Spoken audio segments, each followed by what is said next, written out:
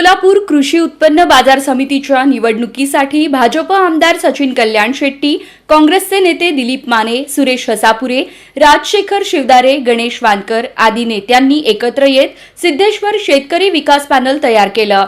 या पॅनलमध्ये यावं असं आवाहन भाजपचे आमदार सुभाष देशमुख आणि विजयकुमार देशमुख यांना करण्यात आलं होतं, पण त्यांनी त्यांच्यासोबत येणं टाळलं। या विषयावरून दिलीप माने यांनी काय म्हटलंय बघा। हे बापूचं वैयक्तिक मत आहे। बापू भाजपचे लोक घेऊन करतो म्हणतात। आता त्यांच्याबरोबर कोण आहे, त्यांच्या उमेदवार कोण आहे त्याची मला कल्पना नाही आहे। आणि बापू हे जिल्ह्यातले ज्येष्ठ नेते आहेत, महाराष्ट्राचे एक सहकार मंत्री म्हणून काम केलेलं आहे।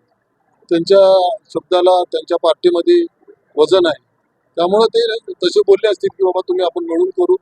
आमच्याशी त्यांचा पक्षाचा कुठला संपर्क नाही आणि त्यामुळे त्यांनी काय बोलले काय नाही हे आम्हाला माहित नाही, त्याची कल्पना नाही। माननीय नाही आम्ही कुठलं नाही, आम्ही माननीय मुख्यमंत्री देवेंद्र फडणवीस साहेब आम्हाला सांगितलं की सगळ्याला घेऊन निवडणूक करा। विजयकुमार देशमुख आणि सुभाष देशमुख एकमेकाला बोलले असते तर आमचं तिथं उत्तर द्यायचं कारण नाही, काय ते त्याने एकमेकाला बोलले। दिलीप मानेचं काय, आणि गेल्या वेळेला आम्ही सर्व पक्ष केलंच ना। गेल्या वेळेला सहकार मंत्री आणि पणन मंत्री सुभाष बापू होते आणि पालकमंत्री आमच्या बरोबर होते।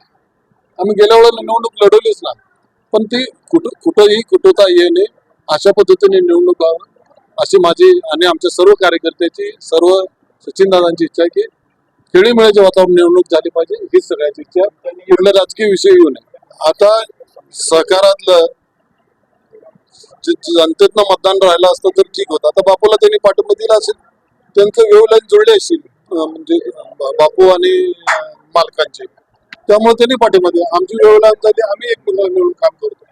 आम्हाला हेतू कुठला नाही, प्रत्येकाचं जागा वाटपाचं काय गोष्टी असते, पाठिंबा द्यायचं काय, त्यांच्या पक्षातला विषय मला माहित नाही, पण आम्ही त्यांच्याशी आम्ही जरी प्रचारात असेल तर आम्हाला एकमेकांवर कुठली टीका टिप्पणी करणार आहे।